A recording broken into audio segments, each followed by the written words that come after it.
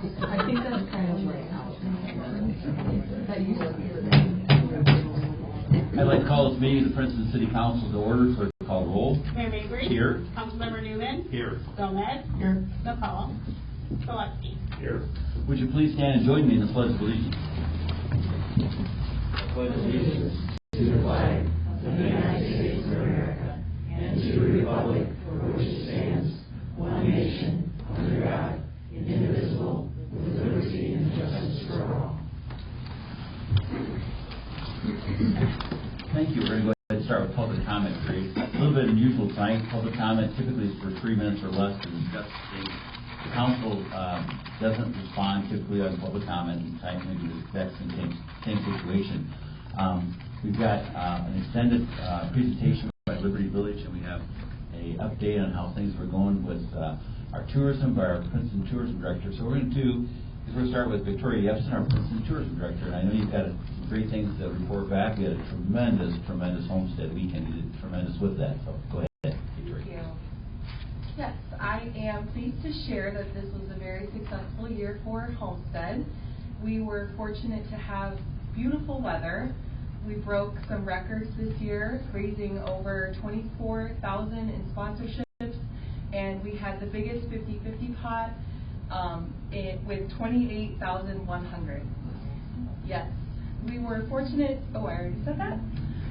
Also, the car show drew the largest number of cars ever, and we've received excellent feedback from our added events like the dunk tank and the pie eating contest, as well as a great reported number of visitors touring the Lovejoy Homestead and the Bureau County History Center. I'd also like to take this time to thank our city departments. A lot of them are here, and they do all the behind-the-scenes things that we don't always see throughout the weekend. We're so lucky to have such incredible city workers and department heads, and everyone's always willing to go the extra mile. We could not pull off these events without them, so thank you.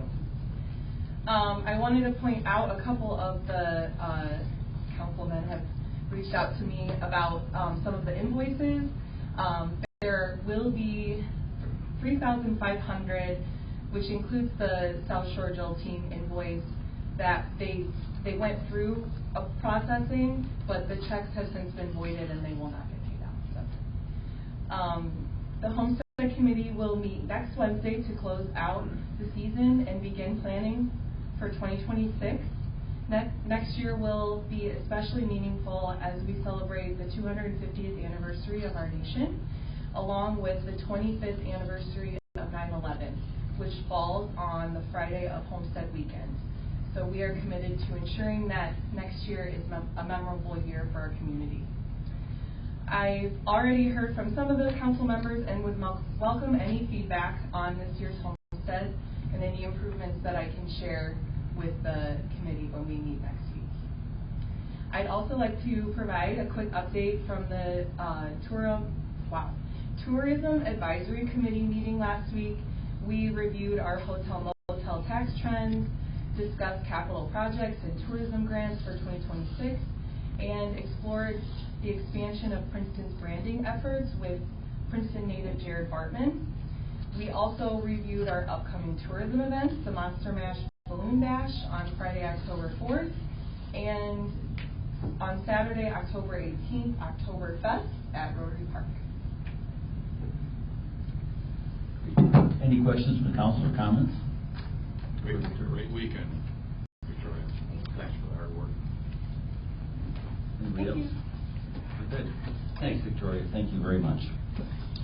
And Jerry, I echo your comment too. Yes, he did was. My clockwork all just came out. And like I said, we go home at 9 o'clock at night, and the different departments out there are all out there working. So by 7 the next morning, it looks like no one's been there. Right. All yes. Very good. Okay, so we could now we're going to go to comments from Liberty Village, and representing Liberty Village tonight is one of the owners, Misty Fife, as well as Lori Mason. So if you'd like to come up and speak, we'd love to have you. Just go ahead and state your name for the record, please. Thank you, Mayor. My name is Lori Mason. I have had the privilege of working for Mr. and Mrs. Fife for 18 years now. Liberty Village has been one of our villages for longer than that time frame.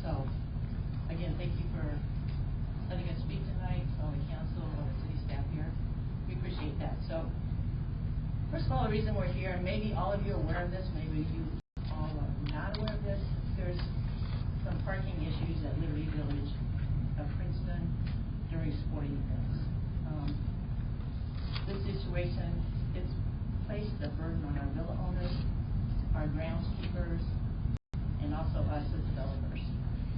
We are here hoping that we can find a solution to this matter. So our property has been used without our notice and without our consent as a parking lot and a playground for the school. With that brings not only trash, ruts, damaged property, but also the inability to get personnel and vehicles down our streets when emergency should arise during one of these events. The land and the roads were developed to be a safe and quiet place for our homeowners to enjoy in their later years in life. This has largely been undone by the school's lack of having enough and proper parking for practices and sporting events. We have tried to be neighborly and offer solutions, but we would feel we have not been taken seriously, and we are actually being taken advantage of. The city does own the roads now, although the developer has paid 100% for the roads and to develop that property there. We feel that the school's lack of planning has created a huge burden on us. I would like to go through some pictures here, and I think at the end we might have a video or two to show you, but I'm from Missouri, the Show Me State, so I got to show you some pictures. So I'm trying to think. I'm going to start here, I believe. So I'm just going to show you. These are some pictures from when there were sporting events going on at the school. If you can see these, and I don't know if you can. I hope you can. If you can't, let me know. But again, this car is parking right here. Is a villa owner. So as you can see, this car is parked in their front yard. I don't know about you guys, but I wouldn't be happy with that at my house. This vehicle is parked right by a fire hydrant. Sorry, now you let me pick these up. This ramp is parked on, and these are a little redundant because not only this one, but this as well.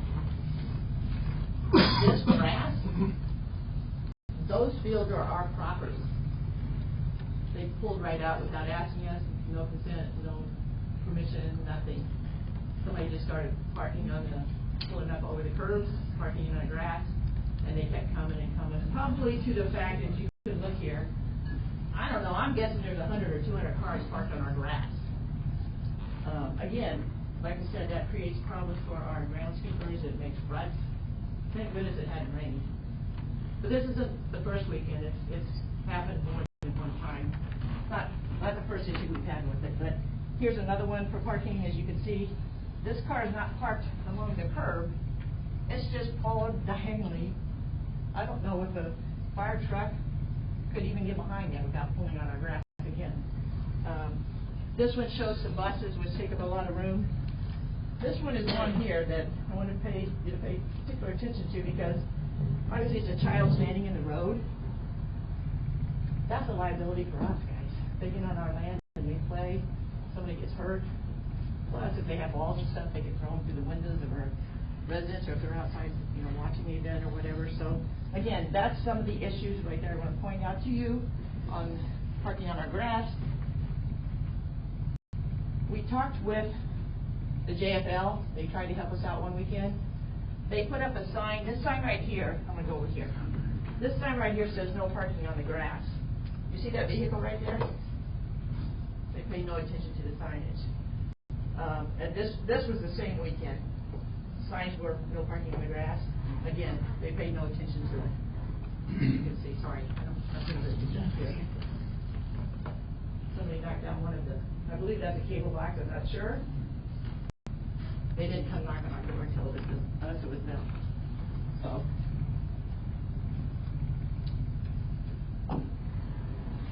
I just hope that kind of makes you aware of some of the issues we're having with the parking and when there's events going on. So we actually tried to take steps. This actually we started taking a step back in 2017, where a couple of our employees approached the school district, offered them some land. Well, we offered them some land with, they had to put in a parking lot, and they had to pay them. They said they didn't have the funds, so so they turned down our donation of 10 lots for parking. So we did try to offer a solution back then. So we had a meeting with the superintendent last week. He stated that when they were in the process of acquiring some acreage to the north of our subdivision, and that they were going to add a building or a sports complex. We don't know which. We really haven't been able to find out any details. But when asked if they have adequate parking, his answer was they would only be adding the required number of parking spots for that building alone. Again, it doesn't address the issue. So we kindly asked the city to monitor their parking plan. If they do proceed with that, if you do allow that to go through, and considering the school to provide additional parking spots to accommodate the lack of parking and planning for the existing fields, and potentially to halt any development until this issue is resolved. We also asked as their neighbor to be informed of the plan of the way that they would enter into this new building, were to be constructed, and its effect on us as our retirement community. So I thank you for your time, and now the developer, Missy Pike, is going to talk with you more. Thank you.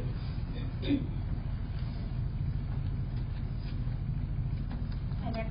My name is Misty Fike, and my husband and I are the developers of Liberty Village. My husband's name is Don. Don does have some health issues, so he couldn't be here today, so I'm here to represent both of us. Is this on? It is. So as Lori said, you've heard some of the evidence of some improper parking issues at Liberty Village. We also have some other issues that I'd like to address. Just a lot of the high school kids when they are there for practice, not just these big Saturday events, but just everyday practice at those practice fields. A lot of speeding after that. A lot of people, we've documented license plates, numbers, and so forth. We can give the police all that information if they're interested, but kind of the same offenders too, but just loud music, speeding through the property and so forth. We do have 20-mile-per-hour speed limits posted. No one seems to pay much attention to those signs either. So we've also had trouble with littering.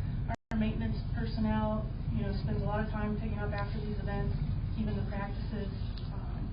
They're picking up beer cans in the back of the villa owner's home the other day. The litter's gotten out of control. I know our maintenance directors asked 2 high school individuals, and I'm not mad at these high school kids at all. We were all high school kids, but he asked, 2 of them were actually kind of racing on the streets back there. He asked them to leave, like drag racing. So, we've just had numerous problems with people speeding through and so forth. We've also had a lot of trouble with dogs being off leash, and we don't mind people walking their dogs back there, but if they could, keep them on leash. These are large, very large dogs. We've had them right up in our homeowners' yards. We've had them. Unfortunately, our maintenance staff is often picking up the feces. If somebody walks their dog's back on our property, we'd love for them to be on leash and for them to be picked up properly afterwards. So just some photo evidence of that. I think, these are all things that happen on our city streets, but for us, it's been very frustrating. It's been very frustrating for our homeowners, because when we developed Liberty Village, it's supposed to be a nice, quiet retirement community. We put those roads in, hoping that our individuals that are spending much of their life savings still home out there, and they expect it to be safe and secure and not have these types of problems out there. So we're getting a lot of feedback from our villa owners, unhappy villa owners, people wanting to move, and so we're here today just asking for help with all these issues. Again, Lori touched on it briefly, but just the volume of cars back there, they're double parked on the street. There's absolutely no way that emergency response vehicles could get through. That's a huge concern for us and our villa owners. Back to what Lori was talking about a little bit too, when we did meet with the superintendent of the school on this past Tuesday, and we shared ideas on how we could resolve some of these issues, he didn't really have a lot of resolution other than allowing them to park on our grass. And so, because I don't want the streets blocked, I do want emergency personnel to be able to get through, and our villa owners to be able to get through where they want to. But So he said, well, why not just let them park on one designated area? And so we tried it. We're fine. You know, we want to work together, and we want our bill owners to be happy. So we did try, and we did allow them to park in this stretch here. Okay? So we had them, we blocked the roads here and here and here, and we had them come in off 5th Street and go straight up into this lot, and they exited out that lot too. So I mean, his idea was a good one, but it's still use of our land, is what I'm trying to say. Land that as a developer, I had hoped to build villa homes on that land at some point. And basically, right now, ladies and gentlemen, these lots have absolutely no value. These lots here have absolutely no value. This lot here stares at the back of the concession stand. Okay? Like to sell this for anything would be impossible, in my opinion. Like, who's going to look at this concession stand right here? So I'm very frustrated as a developer. I feel like, you know, the value of some of the property has significantly decreased with some of these problems too. So, but when we did meet with him, that's, you know, that was the best idea that he came up with. Then we did meet with Nick Lauer from the Princeton youth football team on Thursday, and I just want to point out Nick's been amazing to work with. Nice young man, you know, trying to really put some of these processes and plans in place. Busting his tail on Saturday. We appreciate that very much, Nick. So, but we did allow them to park in the designated grassy area. At times, it was not quite an adequate amount of parking still, believe it or not. I don't know how many cars you think we fit in there. We sprayed 140 lines and 70 on each side there, so we had approximately 140 if you went all the way to the field. And at times, that was so they were still parking on the streets a little bit, where we didn't have it blocked off with cones. What street did they come in? Petty, am I saying that right? Petty Street? So they were still parking on Petty Street a little bit. One thing that I would like to recommend, maybe that could help a lot, would be if the high school would consider moving the buses from that concession stand parking area on those competition Saturdays. I don't think that's asking a lot in this situation. When I started to address that with Mr. Herring, I was shut down pretty quickly. So he said that's where the buses are parked and that works best for them. So I don't know if someone in a higher position can. Yeah, I think this poster shows a little bit here. The area that she's talking about is, I can show you, the concession stand is right here. Mm-hmm. So there's buses even parked on this street here. But right here are the city buses. School buses. School buses, Mm-hmm. sorry. School buses. So as you see, if they would even get those out of there just on those Saturdays, that in itself would add The 25, 30 parking superintendent spots. told us himself it's probably only taking up about 30 spots. Well, that's 30 cars not in our grass and not on the roads. So I don't think that's asking a lot. Another thing that would be very helpful is if the school and or the city could provide some staff to help with the parking and flow of traffic on these 4 or 5 competition Saturdays per season. So over the weekend, you know, Nick was working hard, but he's also coaching and doing the football league stuff. So we had our maintenance staff on duty, and we're paying overtime to our maintenance staff to park the cars and try to get people in the right spots. And while we certainly don't mind assisting, but it would just be nice to be able to split the day up with some other entities, I guess is what I'm asking for. So,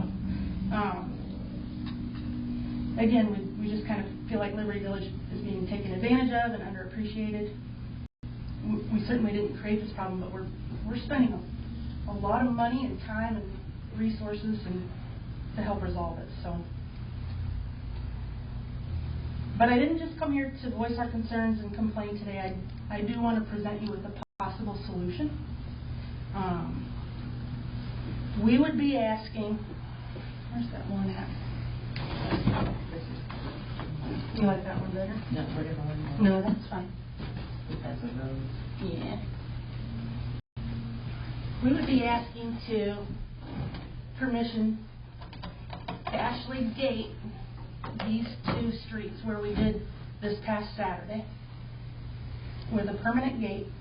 I, as the developer, would pay for the cost of the gates and the installation.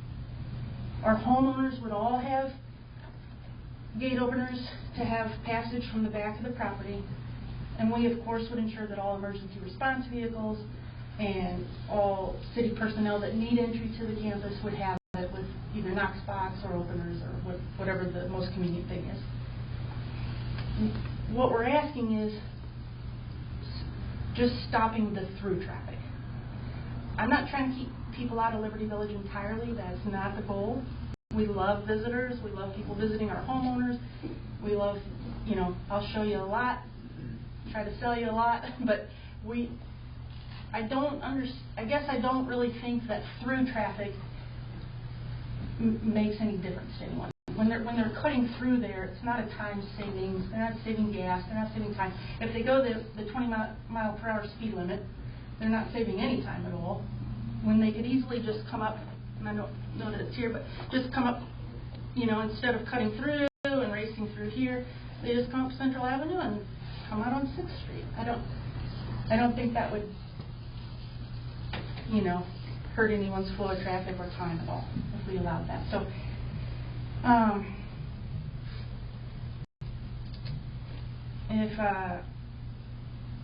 sorry, I lost where I was. Just a second. Oh, we don't want to keep people out entirely. We just want to have a little bit more control of the things that are happening on our property. So, again, all the trespassing and so forth, it's kind of hard to keep a handle on all that. One other thing that I think, if one of our homeowners is still going to speak today, and one thing that I didn't mention, we get a lot of onlookers at the lake back there, and that's fine. It's a beautiful lake. We don't mind when people come and look at it, but we get a lot of trespassing back there. And just last Thursday, and I didn't make a picture of this to show you. You can if you'd like to see it. But just last Thursday, she has one. We had an adult man fishing in our lake in his underwear. And I'm not making this up. I'm not exaggerating. We have photo evidence of it. We've just lost control of our retirement campus, and I need help getting it back. And I think this solution is a good one. And I'm not just asking for gates.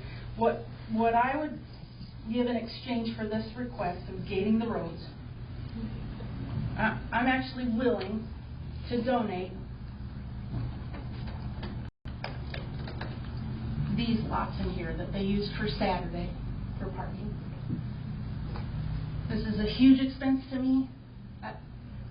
My estimate, I do believe that these lots here and here have decreased in value significantly. I said that already, but I'm going to say it again. Originally, my estimated value of these, what I could have gotten out of them, is probably around $500,000. Mr. Mayor, I think you understand the lot part quite well with your business. Yes. So I don't think I'm exaggerating at all. I think that's a very fair estimate. But I am willing to donate them, maybe 10 to 14, maybe even down in here, to an entity that would be able to work with us to try to make that into a nice area that honestly, we talked to Nick about it a little bit from the Princeton Youth Football League. He was willing to, maybe work with us. It might take him a while, to fundraise and do the things he needs to do, but he is interested in that land. He would, promise us to keep it very neat and clean, pick up all the supplies after, maybe let the little boys practice on the grass there, try to develop a little bit more for parking year after year, and blacktop that, because we would like eventually for the majority of it to be a hard surface parking lot to resolve these parking issues. But did I show the one from Saturday where it was? No, I think it's over here. Yeah. So as you can see, this was from the Saturday that we worked with, that Nick worked with us. We had to one area, the area that I'm considering to donate, and it worked out beautiful. So I just wanted to show you a couple photos of that to show you that, you know, we did have it blocked off. It worked beautiful. So I think it's a very good idea.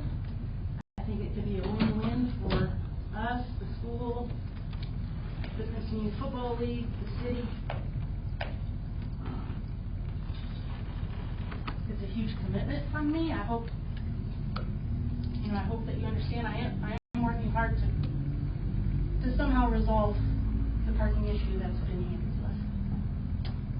So, also, if we can continue our success at Liberty Village, we hope to have approximately 75 more homeowners living here and paying taxes here to the city of Princeton. So, our success is the city's success, and we look forward to working together on this. And thank you for your time. If I could, Misty, the stretch of possible donations that you'd make there, those lots, that's all contiguous with the high school's land, right? So the high school joins up, their land joins up to that whole stretch there? Yes. Okay. Have you thought about presenting this to the high school board? We didn't present it to the board. We've presented it to Mr. Herring twice, and he's just simply not interested. He says he doesn't have the funds to blacktop it. So my thought is, we've enjoyed getting educated here on this. I know that I talked to Misty and Lori probably 3 months ago, and then I put a call into the high school, and I missed returning a call, and then we got together and discussed a bunch of things around the campus, and then we went and looked at this issue, and then I know that they had informed me that they got a project going on that they talked to you about, possibly north of the area that they're looking into. And I don't want to go into more detail about their project, but ideally, I would encourage you to go to the high school board next meeting, get on the agenda, and present the same thing to them, because we don't have the funds to put in a parking lot in that location. It's a lot more involved than just blacktop. You got to put in 12 inches of base rock, things like that, and then we have to worry about drainage. Every time we cover a surface up in Princeton, we've got to think about where that surface water is going, because obviously it wasn't just a few months ago we had issues with surface water in our community.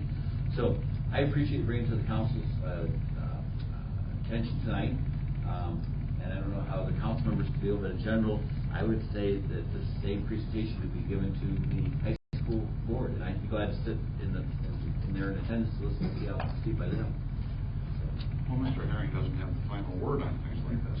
It's the board that is supposed to hear your story and see if they can come to an agreement. Maybe with the board listening to it, they'd be more open-minded than Mr. Herring might be right now. I just think it's very gracious of you in your within your business to offer that to them. But like personally, I don't think that why you should be doing that when you haven't created any of these problems. As a business person, you're the one that's losing, and as Mr. Herring, he doesn't have say so. So I would go ahead, and if you do present that to them, maybe if you can find out that you said the cost of what you're donating, to actually give them an actual estimate of what it's costing you as a business person to be able to go ahead and do that, because I know that times are hard, and I know the schools sometimes don't cooperate very well. I know through my regular job, sometimes it's hard to get a hold of them. So yeah, I usually go up higher. If you wanted to go up to past Mr. Herring, to tell him going into. I mean, it is your right to go ahead and talk to the superintendents or the regional office as well. So. Anybody else with any comments, or else we'll keep moving with the counseling tonight. Your dog issue, is that dog issue tied to school events, or is it just a dog issue? A dog issue. Just a dog issue, so it's not tied to JFL. No. And the traffic that passes through is not necessarily a game issue either, is it? It's not really on just the competition Saturdays. It's also after the practices at the fields, when the kids that are there for practice, and then just general other days of the week. If I can ask, you mentioned that you previously offered a donation of ground to them. Yes. Was it the same lots either? Basically, yeah. Basically, same lots. I'm adding, the ones I'm looking at, I maybe wouldn't go all the way down here. I maybe would do these 10 and maybe these. Because like I said, I don't really see where these have really any value. Like, I don't believe anyone's going to ever want this lot for sure. Mm-hmm. And when they do come in for the parking, I mean, this is just traffic like you wouldn't believe. So, I mean, just the constant traffic in front of the homes. And I feel like maybe if I did donate these, it is a huge donation. You're right. Thank you for acknowledging that.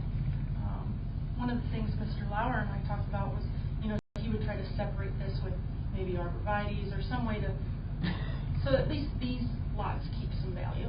Mm-hmm. You know, I'm just looking to protect as much value of this as I can as a developer. Not have the traffic speeding through.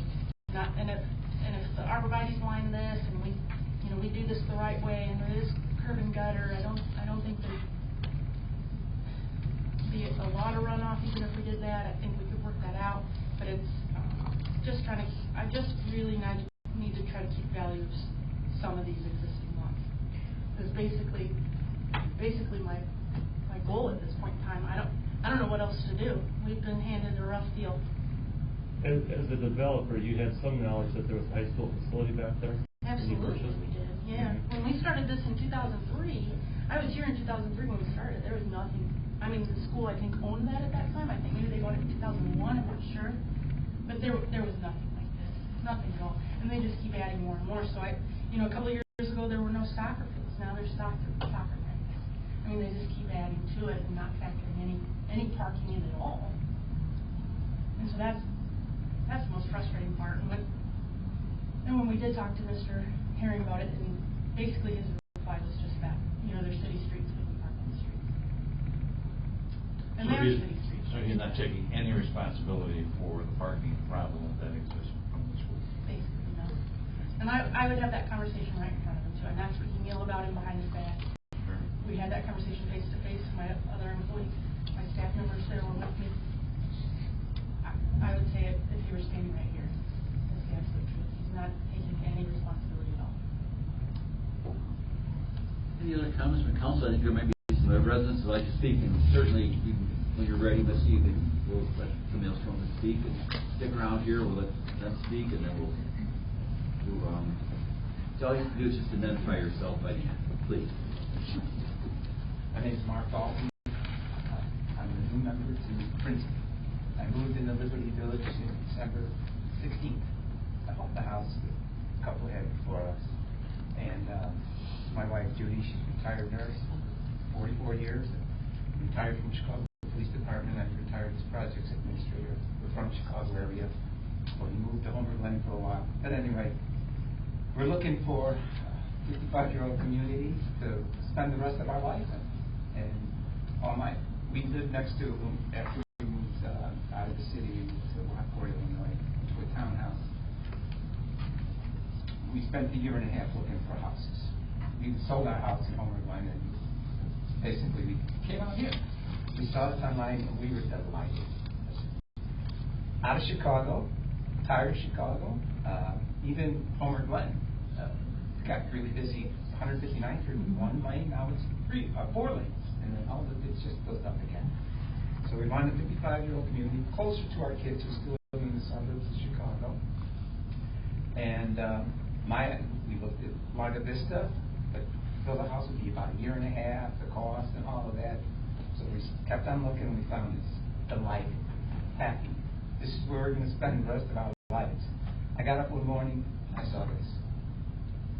I lived this. I lived right down that cross street that comes through every day. Every day. Every single day. There's somebody, there's soccer, there's softball, the softball tournaments. They don't have any courtesy, really. I mean, and when the girls leave from soccer practice, they want to get out of there at night, right? 16 to 18-year-olds mixed with seniors, you know, it just isn't there. So I see all this every day. The dogs, when I really got to me one day, I was happy. None of this was happening yet. I was planting flowers in the front of my yard. The right up by the house, facing my house. And the walkway, I mean, the front lawn is 25 yards. I don't know, however big it is. Lost to the world, just plant my flowers, happy as could be. All of a sudden, I felt something touch the back of my neck, wet. And I swung around at it. It was a dog, off leash, and its owner walking down the street. He let that dog walk all the way up behind me and do that to me. I'm still a man when I think about it today. How could you do that? Who does that? Off leash. I said, this is private property. You don't belong here. He goes, who cares? And I guess, and then I started asking the owners. I see this all day, every day. All day, every day. They're always there, except in winter. When I moved in, I didn't know this. And I can't live next to this. I will move. I don't want to move. This was our forever home. It really upsets me that I even think about moving again. But I can't live with this. This is not a 55-year-old community that none of the ones we looked at. But this was the best. So I appreciate these people here. And I don't want to move. I like Princeton. Judy, first thing she did is volunteers at the cat shelter. We love our neighbors too. We go to the Metro Center. We've assimilated to the place already. It's hard for us. It's a small little town. But this is what we wanted. We wanted to get away from traffic. I have a camera on my front. You hear a camera right out my front that goes down that street. The one day, the first time, 401 hits. Events, they call them. 401 events went by my house that day. That was only 4 o'clock. They didn't meet till 6. So, I mean, that's how much traffic is there. I don't think that belongs in the senior community. I just don't. I mean, that's my opinion. I mean, that's why I moved here. So, that's all I really got for you. I see this every day. The dog owners, a lot of them are nice. They just walk their dog through. Not a problem. But I see them as soon as they hit the property, they take the dog off leash and go. I've seen people pull up with their dogs and let them out the car so they could go back all over the grass, you know. So I see it every day. My room is right on that cross street. That's my look. That's my view. This is my view regularly. I see it all day long. The drivers that go through there. This morning, I swear to God, he came this close to my mailbox when he was turning around. They're doing turn around, the buses are there. It's just way more than I did. So I appreciate that. That's all I can say. Thank you. Nice meeting you all. Mark, and thank you, Judy. Anybody else for public comment, whether it be concerning Liberty Village or anything else? And public comments also available at the end of the meeting as well. What we're going to do is in just a moment here, we're going to go on to the minutes for our regular council meeting. You folks want to stick around? You can for the rest of our meeting. We'd love to have you. I actually need to excuse myself. Sure. I have a caregiver for my husband. Sure, absolutely. We'll go ahead and take a minute. Anybody else would like to leave? Go ahead and if you want to take your stay. We'll just a second here and then I'll say.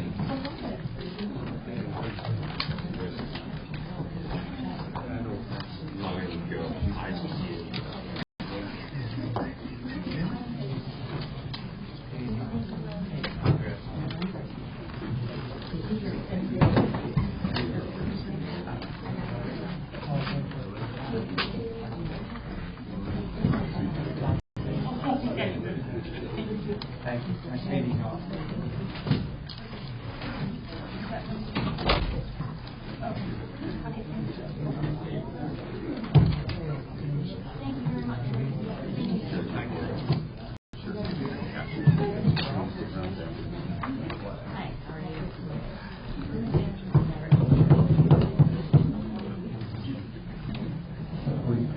What we'll do is, I know we have a couple of department heads that are here that hopefully can just see Aaron from the street department, and we got the fire department here, and we got our police chief here.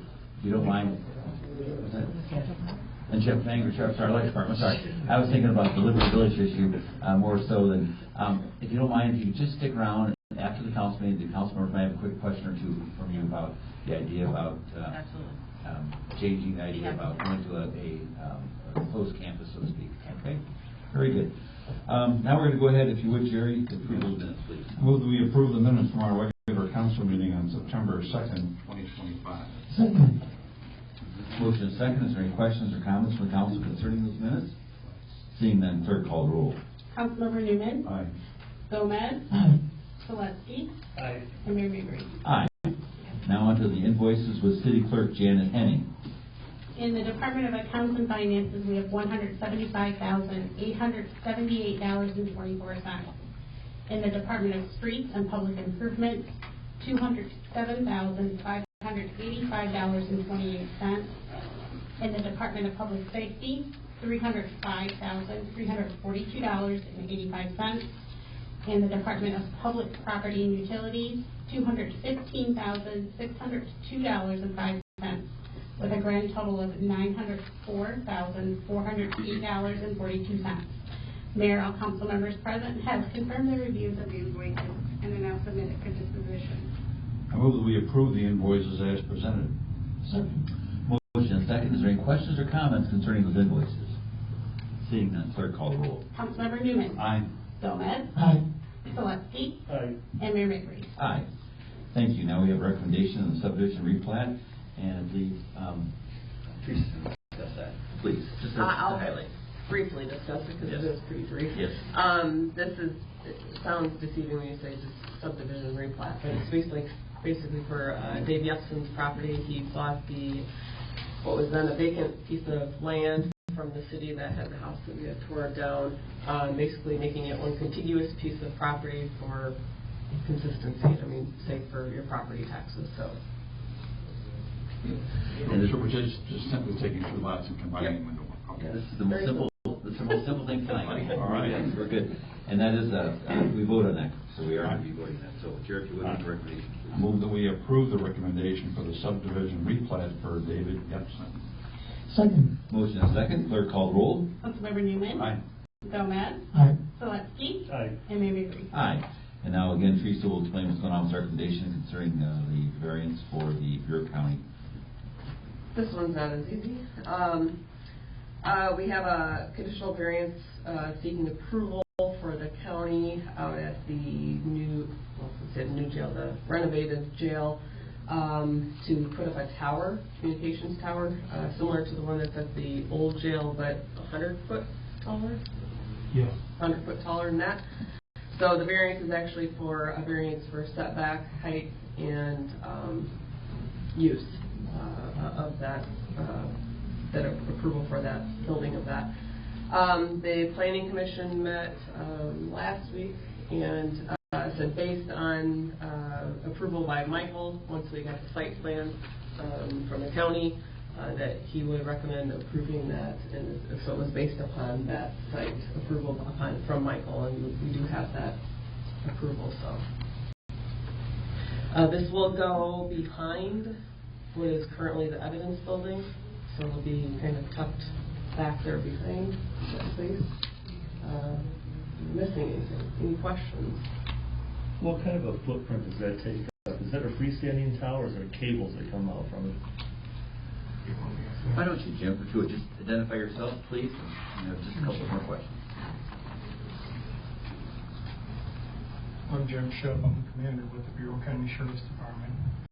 But I don't want anybody to think that this is a Bureau County project. Sheriff's Department has nothing to do with it. It's a communication tower for police, EMS, and fire. And we're putting another one up in Walnut and one in Memorial. Communication has always been a problem in Bureau County. And it's our goal that these three towers will help. And to give you for an example why I'm saying this, we just placed new radios in our squad car, 100-watt radios, and it has improved our radio communication 100%. So it was brought to my attention, well, why are we going ahead with these projects if we have good communication at the Sheriff's Department? It's not about the Sheriff's Department. It's about EMS, fire, and other local police. But this tower we're putting up is freestanding. It's just like the one at 22 Park Avenue West, but it's a 280-foot tower. The tower at 22 Park Avenue West is a 180-foot tower. We had this built, extra strength and extra wind power. I forget what it, I want to say 120 mile per hour or more. But we had it beefed up because of, we don't know what the future brings or what we need to put on these towers in the future. So if you have to add an antenna or two, it makes a big difference. And the height that you put them also makes a difference. But there were some other locations we looked at, and I can tell you what plays a big part in this. Walnut alone, I looked at 37 pieces of property. Sand makes a big difference. It's all about the soil. How much concrete you got to put in the ground. And, you know, some people said, why didn't we put it at Bucom? There's no room at Bucom to put this tower up. There's just not enough there. We did have a 180-foot tower there, but this is a larger tower, and the base is larger, so there's no way it would fit out there. But we did look at other sites, and this is where we chose to put that up, and it was recommended that we kind of tuck it in. I originally was putting it, I didn't realize it at the time, but I was told that where I wanted to put the tower was in the front yard of our building out there.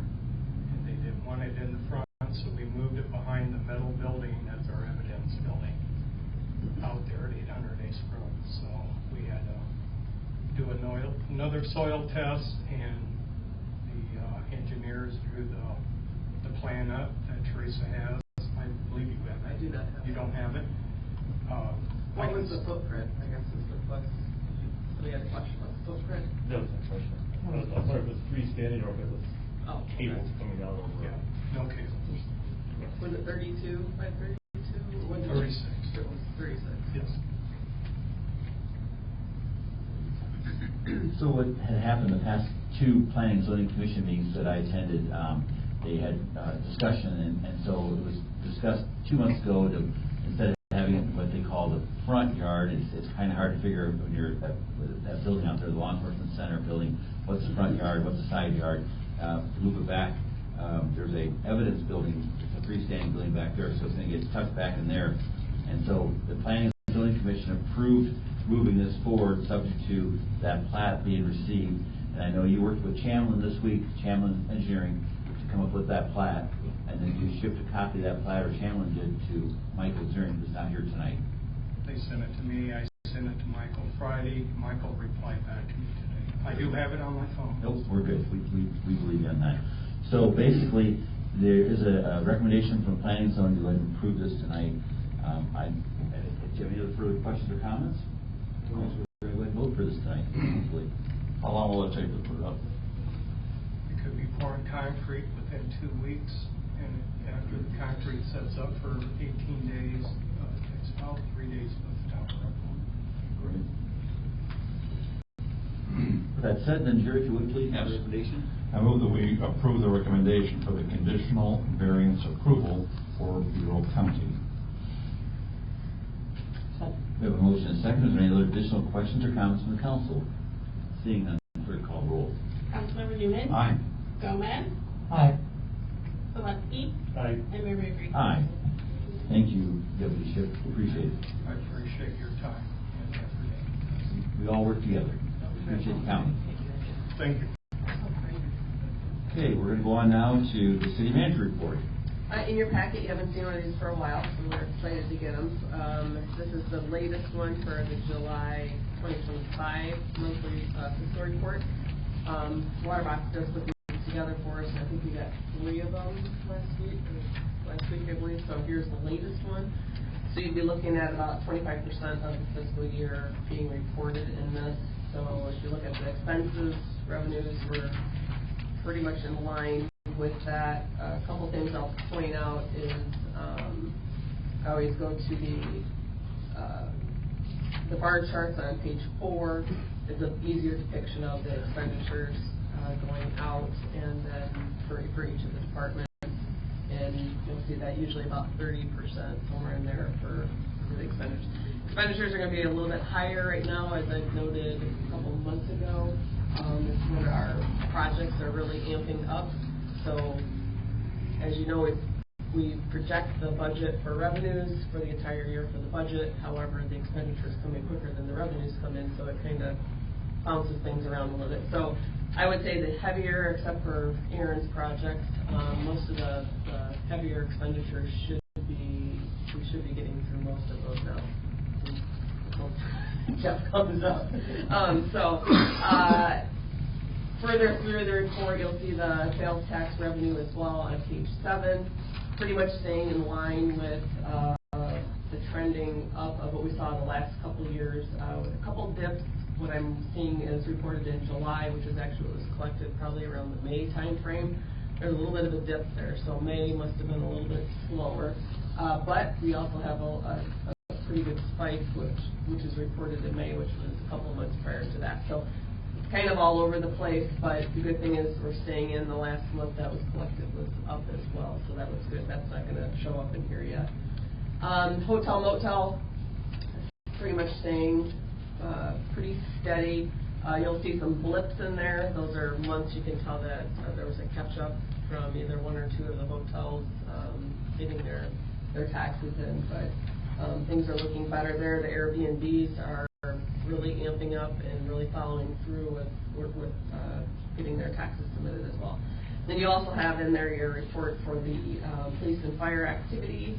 And then going further through, you got your list of the CDs and where we're at with all those and the debt that's being paid out. So, any questions, always let me know. One other thing I do want to mention, Tori kind of took my words, but especially with some of the department heads here, thank you. We always want to make sure we say thank you. Homestead can be, leading up to Homestead can be a bit of a stressful time, but even Homestead itself, it just seems to, from the outside, even from my standpoint, it seems to go off seamless because everybody knows their roles. But this year, I don't know what it was, it just seemed like it was seamless, busy festival, and everything just went very, very well. But weather was perfect, I think that helped too. But I know I don't say it enough, but I thank every one of our department heads and our employees that put in the effort. They go above and beyond every year for everything that we ask of them. So thank you again. And then Jeff, everybody, you want to come on up? We had an incident that most people probably recall. Was it last week? September 4th. September 4th. Thursday. When the lights went out. And I knew that we were generating power that day for Ameren, and I immediately went, uh-oh, this is not good. Yeah. So I wanted Jeff to come and kind of talk a little bit about what happened, but then where we're at with it too. Okay. So, because he starts talking electricity, like. Yeah, it was a bad morning. I mean, things were running fine. This engine had been put back in service. This is one we overhauled last winter. Guy spent months on it with the contractor, and it had almost 60 hours of runtime on it when this failure happened. It was Thursday morning, September 4th, about 10:30. The engine just kind of came apart. I mean, Don was there. He kind of seen some of the damage, and Ray was there also. And unfortunately, when that happens, and we were off the tie line with Ameren, the other engines that were online couldn't pick up the load that was lost. So that's why we went dark. So after we scrambled, we got everybody back up in about 43 minutes. Everybody was back in power. But the damage is quite severe. The insurance company that the contractor has that warranties this engine finally showed up last Friday, took a look at it. He said, get going on it, you're covered. So the contractor, he's got several other jobs going on in the country, but he's trying to wrap up a few of them so he can get his guys back here to get started on the engine. We really don't know the extent, whether it's repairable or whether we're going to have to replace until we get the engine apart. We know it's bad, but indications at this point, we're hopeful that we'll be able to repair. Repair would probably be 6 to 9 months is what they're estimating. If it cannot be repaired and it has to be replaced, we're well over a year. The other downside to not having this engine available is we get capacity credits from IMEA. So we basically get paid a credit on our electric bill every month to the tune of about $30,000. So that's money we're not gonna see that credit until this engine is back up and running. Does the insurance company feel obligated to pay that? We're going to try. Whether they will, we don't know. I know Teresa has also contacted our insurance company. Hopefully they don't have to get involved, but we want them to be along with this process, just in case. Then, not that 8 was bad enough, we also have a problem with engine 1 that I told Teresa about a couple months ago. After we do our summer urge test, we take oil samples on all the engines just to make sure everything was fine. Speaking of which, engine 8, the sample came back fine, no problems. Well, engine 1, it is our smallest engine and our oldest engine, but it came back with metals in the oil sample. So the guys pulled a couple doors on the crankcase and was feeling around, and sure enough, they found some metal in there. We think we know what the problem is, but this is an unbudgeted project that we have to get taken care of. The good thing about that one is that's a scheduled outage, so we'll still get our capacity credits on that. And we hope, we're going to start that one October 1st, and we hope to have it back in service by January 1st. But we're thinking best case scenario, of $300,000 to $500,000 that we didn't have planned in our budget. So, yeah, I agree. That's my reaction too, Craig. You know, we don't have things go wrong often, but when they do, they are expensive. So, if anybody has any questions? The goal was tonight to have us get a sense of what's happening over across the street. We appreciate the opportunity that we have. Generation's a great thing. So just educate us one more time. We have 38 megawatts total. Correct. When everything's up and cranking. So engine number 8 that went down, how many megawatts does that represent? 8.8. Okay, so just say 9 for me tonight. That's our biggest unit over there. So then, just run real quick. So we have engine 1, for example. How many megawatts is that? Just kind of go through the numbers. About 2.5. 2.5, and then engine 2? 3,000. 3,000. I'm sorry, 3 megawatts. Okay, 3. Engine 3? Just curious. 3 and 4 are both 3,500. 3.5. 3.5 each. Okay, and then 5? 5 is 5.5. 5. Yep. 6 is 6. 6. Okay. 7 is 7. 7. Okay. So, tell us if this is a better time to have this go down because we don't have our load. But if you're really in a hot July day, how much load do we run if we had to be fully powered by across the street? Roughly how many megawatts? Our peak city load this year was like 25.5. So last year was 26, like 26.4. So we still have enough generation to power the town, especially this time of year. Sure. Okay, very good. Okay, we get capacity credits on every one of those engines. We do. To the tune of about 1.5 million a year. Except for this year. Okay, got it. Well, anybody have any more questions? Otherwise, Teresa's going to keep us informed how this goes, and we'll see what happens. Good. I'm good. Okay. All right. Good. Hector? To put things in perspective, if you were to get a semi-trailer mounted generator, that's about 2,000 kilowatts probably capacity. Yeah, it depends. So that engine 8, you would need almost 5 of those trailers to make up that difference engine. Correct. Which is good. mind-boggling. Yeah, and that's the thing. If we end up having to replace this, we're not going to find an engine like that. No. So, you know, then the question is, what direction do we go? Where do we do it? So, we're hoping that that's not the case, but it could come up. Obviously, if we get to that point, there'll be another discussion we have. But they have a plan going forward at this point of repair. Yep, insurance company said get it tore apart, see what's going on, what's all damaged, and whether we can get it repaired or not. Yep. You'll assess that. And then y'all get the good news of the bad. Exactly. Worse than what it is. Either way, it's not good news. Oh, yeah. One's worse than the One's other. worse than the other as far as the monetary goes. Biggest hurdle to block. Yeah. Initial projections from the companies say they can't stitch it back together. I think the bigger question is whether they can do it here, or are we going to have to pull it off and have it sent to their shop.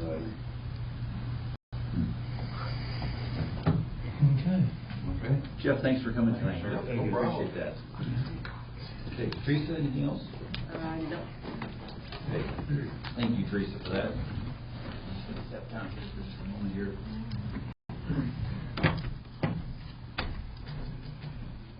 Okay. We sure enjoy our generation plant, the ability to be able to have power when the power goes out.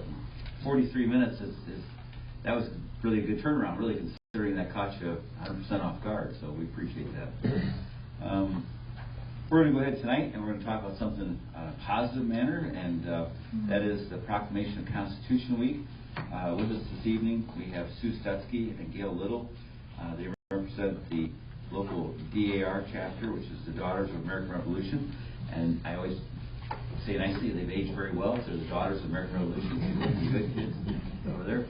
So what I'd like to do is I'm going to read the proclamation first. And Sue, if you want to come up here while I read that, that would be great. Please, and you've got a few words to say as well. Tell you what, you can stand right here. I'll read the proclamation, and you can explain more about the proclamation itself. Is that okay? Thank you very much. Okay, here we go. Proclamation of Constitution Week. Whereas it is a privilege and duty of the American people to commemorate the 238th anniversary of the drafting of the Constitution of the United States of America with appropriate ceremonies and activities. And whereas Public Law 915 guarantees the issuing of a proclamation each year by the President of the United States of America designating September 17th through September 23rd as Constitution Week. Now therefore I, Raymond Mabry, as Mayor of the City of Princeton, Illinois, hereby proclaim the week of September 17th, 2025 through September 23rd, 2025 as Constitution Week in the City of Princeton, and urge all citizens to study the Constitution while reflecting on the privilege of being an American with all the rights and responsibilities inherent of that privilege. Signed and sealed the 15th day of September, and I signed it, and as well as Jan Henning. I'm going to present that to you. Thank you. And I know you got some kind words to come on. You're welcome. It's a privilege to be here tonight to represent the Princeton chapter of the Daughters of the American Revolution. Many people living in Princeton don't realize this, but our Princeton chapter is actually 130 years old. It was founded in 1896, and the entire Daughters of the American Revolution movement was started in 1890. So just 6 years later, Little Princeton started its chapter. And over these 130 years, we have had over 400 ladies in the Princeton surrounding area become members of the Daughters of the American Revolution. Many people think that the DAR is a group of white-haired ladies that ride around in a convertible on Homestead, right? And it's true, a lot of us do have white hair. We do ride in convertibles, but we're actually very proud that the DAR is increasing the number of younger ladies joining our group, because our purpose is to preserve heritage, to promote patriotism, and also to serve our community. Each DAR member can trace their family history back to someone who served in the Revolutionary War, either male or female, people who gave the ultimate service to their country to have this wonderful establishment of freedom. Some of our family members were soldiers, some of them were officers, some were members of Continental Congress, and some were civilians who just sacrificed for the cause of the American Revolution. All of their bravery enabled us to gather here today to pay tribute to the wonderful document that we call the Constitution of the United States. The framers of the Constitution met in Philadelphia during the late spring and summer of 1787 to answer the question, would the states go their separate ways, or could a new form of government sure that the United States would survive. This type of democratic government had never been tried, but they hoped that this experiment in self-government would succeed. And it has succeeded. As you know, we're celebrating America 250 next year, America's 250th birthday party. The freedoms that were guaranteed during that time, however, need to be protected. And you know, at every DAR meeting, we recite the American's Creed. And I thought I'd share just the last line of it to share with you how much the DAR feels that it's important. The American's Creed was written by William Tyler Page, and the last few lines go like this, and again, at every meeting we recite it. I therefore believe it is my duty to my country to love it, to support its Constitution, to obey its laws, to respect its flag, and to defend it against all enemies.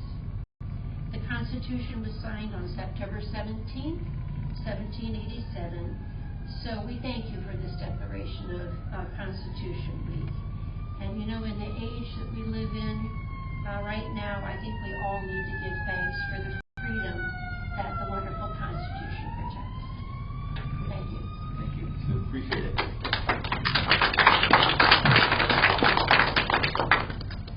So again, we appreciate you being here this evening. I know that one of the other members of your organization couldn't be here. That would have been Nancy Gardner. Very good. Okay. So can't get more positive than the Constitution. And what do they say?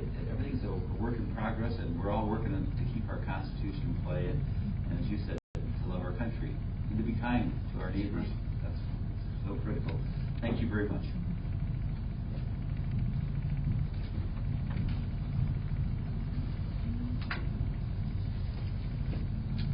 Okay, is there any old business before the council this evening? Is there any new business before the council this evening? I have a question. Jeff, how did Ollie's manage the 43-minute outage? Do they have a power generator of their own? Okay. They have a small one that runs, I think, their IT room. Okay. Otherwise, they were out just like everybody else. Okay. And they never heard a word from them, so. Wow. Good for them. It might have been one of the phone calls. Could be, yeah. Okay. All right, thanks. Yeah, it wasn't, was it the, when the Ameren power lines got snapped off between Wynette and Princeton. Now that was a real experience, because if we didn't have a generation then, we would have been without for about almost 5 days, because there's people that did not get back online with Ameren for up to 5 days. Yeah, because it was, it happened on Tuesday and we generated till Saturday night. That's something. So, very good. Thank you. Any additional public comment from anyone? Could be about anything. Bob Warren, go ahead, Bob. Come up and you got to state your name, though. Please do, for the record. Good evening, I'm Bob Warren. And Liberty Village Group is a hard act to follow. Thank you for giving me a few minutes of your time tonight. I know it's getting late, so I won't keep you very long. I have a proposition for the city and a challenge for the city.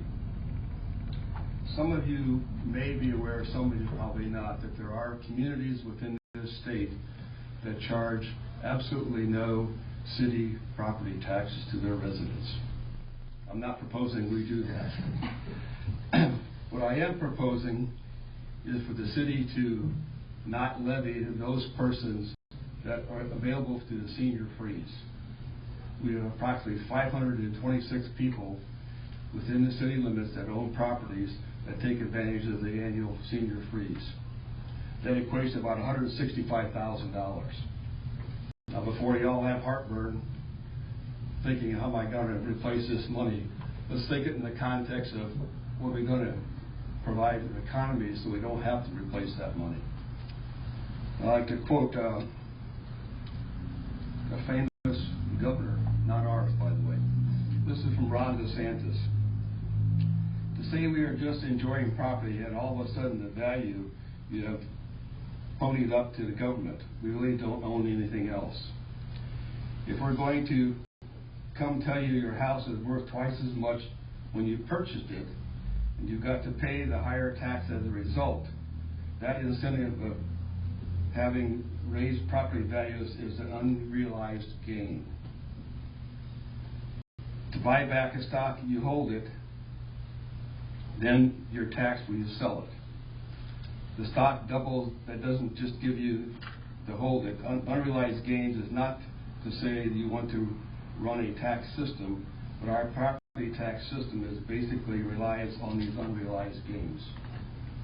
So I realize that the levy is coming up here pretty soon.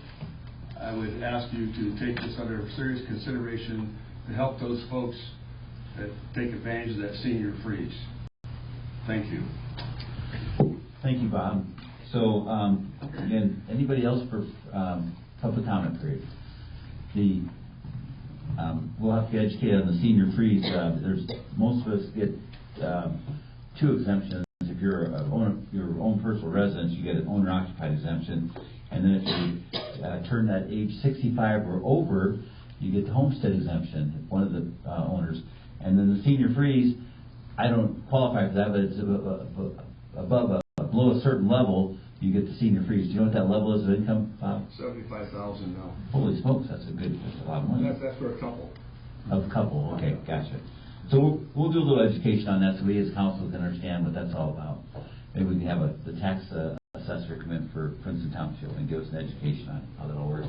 Because we've enjoyed the assessed valuations have gone up, say, the past 3 years, so in theory we haven't had to adjust our numbers. Actually, our portion of the city, or our portion of the tax bills actually went down slightly. Mm-hmm. So, because as we talked, the city's done an values excellent going job of up. holding their portion down. There's no doubt about that. I have no qualms about that. We tried very, very hard not to raise that levy over the years that I served on the council, and we've accomplished that in those years.